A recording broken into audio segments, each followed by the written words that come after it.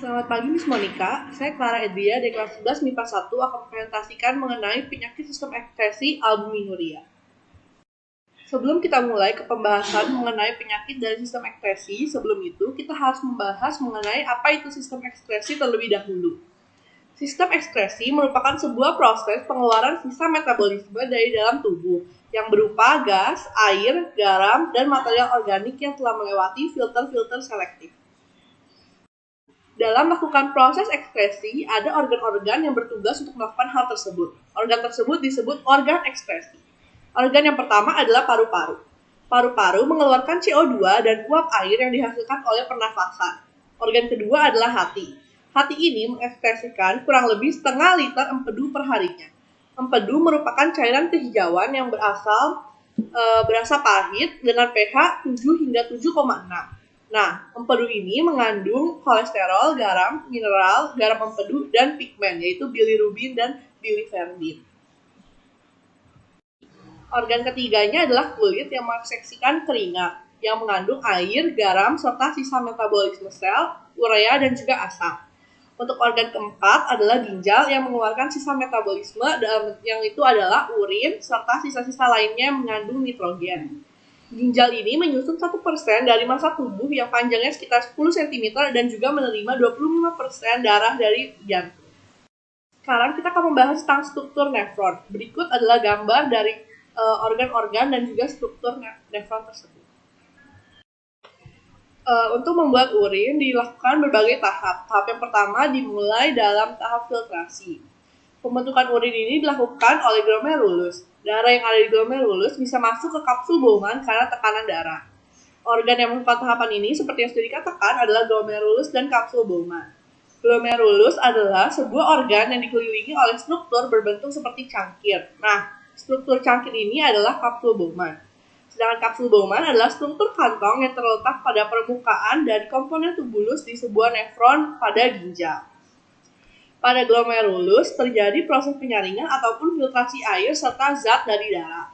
Kemudian kapsul Bowman akan melakukan filtrasi. Hasil filtrasi ini akan menjadi urin primer.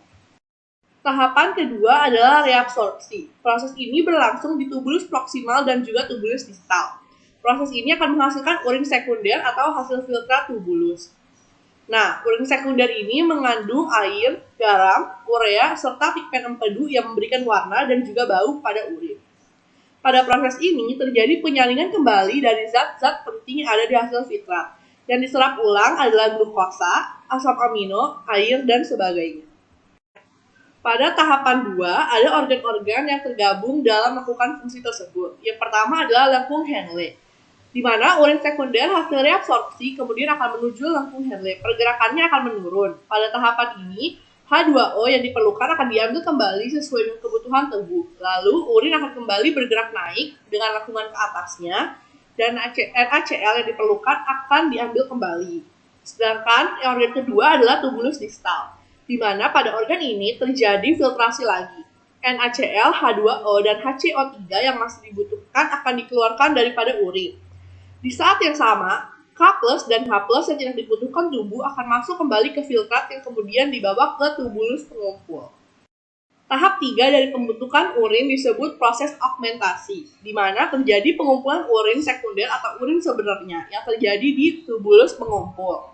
Komposisi urin dari urin sebenarnya adalah air 96%, urea 2,5%, dan warna serta bau urin diberikan oleh pigmen empedu. Setelah melewati tubulus pengumpul, urin akan dialirkan lewat uretra sebelum akhirnya dikeluarkan dari dalam tubuh. Sekarang baru 3 tahap, yaitu filtrasi, reabsorpsi, dan sekresi. Cairan yang akan disaring oleh nefron dibawa oleh darah ke glomerulus. Setiap hari ada sebanyak 180 liter air yang disaring oleh glomerulus. Ini berarti bahwa cairan dalam tubuh kita disaring sampai 30 kali dalam sehari. Setiap saat, darah kotor melewati ginjal dan keluar menjadi darah bersih. Darah yang telah memasuki ginjal akan datang kembali untuk disaring setelah beberapa jam. Kapiler glomerulus sangat mudah dilewati oleh molekul air dan larutan kecil. Tekanan darah di dalam ginjal tinggi sehingga air menuju ke glomerulus. Komposisi hasil filtrasi yang masuk ke glomerulus adalah air, NaCl, ion bikarbonat, ion hidrogen, urea, glukosa, asam amino, dan sisa obat-obatan. Panah berwarna biru adalah aliran reabsorpsi, sedangkan yang berwarna hijau adalah sekresi. Pada tubulus proksimal, terjadi reabsorpsi glukosa, asam amino, NaCl, air, ion bikarbonat, dan sekresi ion hidrogen dan sisa obat-obatan. Kemudian, aliran urin menurun mengikuti pembuluh dan sampai di lengkung Henle, di mana terjadi reabsorpsi air dan NaCl.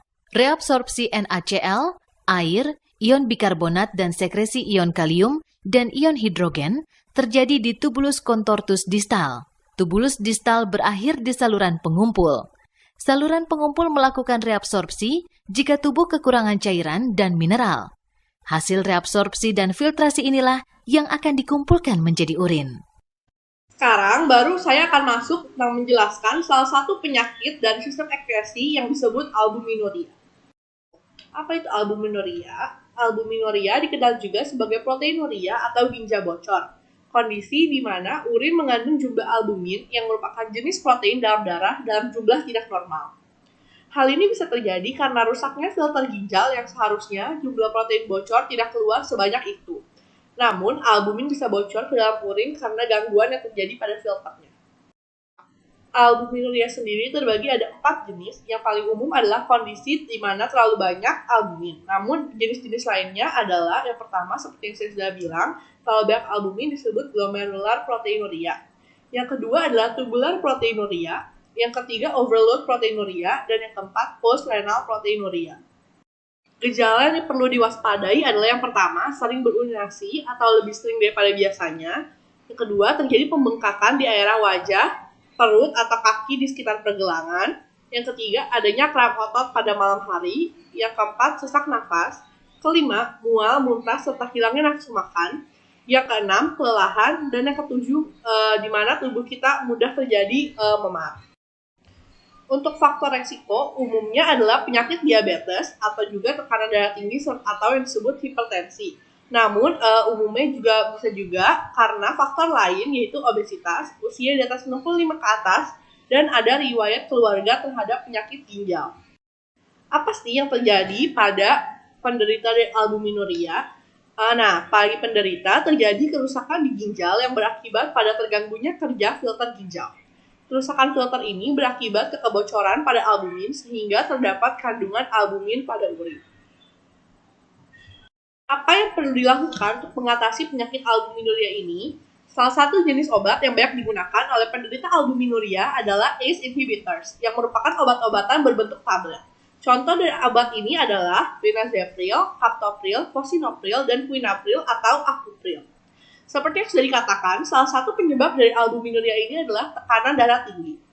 ACE inhibitor mencegah produksi angiotensin kedua pada enzim tubuh. Angiotensin 2 ini merupakan cairan yang mempersempit pembuluh darah. Penyempitan yang terjadi pada pembuluh darah ini menyebabkan tekanan darah tinggi dan membuat hati kita bekerja lebih keras dikarenakan hormon yang diproduksi oleh angiotensin kedua ini. If your doctor has prescribed you ACE inhibitors such as ramipril and enalapril, it may be because you have high blood pressure or heart failure or have had a heart attack. ACE inhibitors work by inhibiting the mechanism that the body normally uses to maintain blood pressure. Angiotensin 1 is an enzyme in your bloodstream. Angiotensin converting enzyme, ACE, converts angiotensin 1 into angiotensin 2. Angiotensin 2 is an enzyme that narrows your blood vessels and releases hormones that can raise your blood pressure. ACE inhibitors stop ACE from doing this conversion, reducing the levels of angiotensin 2 in your body. Lowering your levels of angiotensin 2 relaxes your blood vessels and reduces your blood pressure to a normal level. Berikut adalah sumber-sumber yang saya gunakan dalam membuat presentasi ini. Yang sumber berwarna hitam merupakan sumber artikel. Sumber berwarna coklat muda merupakan sumber dari jurnal. Sumber berwarna merah berarti diambil dari buku. Dan sumber berwarna biru berarti video dari YouTube. Terima kasih telah mendengarkan presentasi dari saya. Semoga bermanfaat. Tuhan memberkati.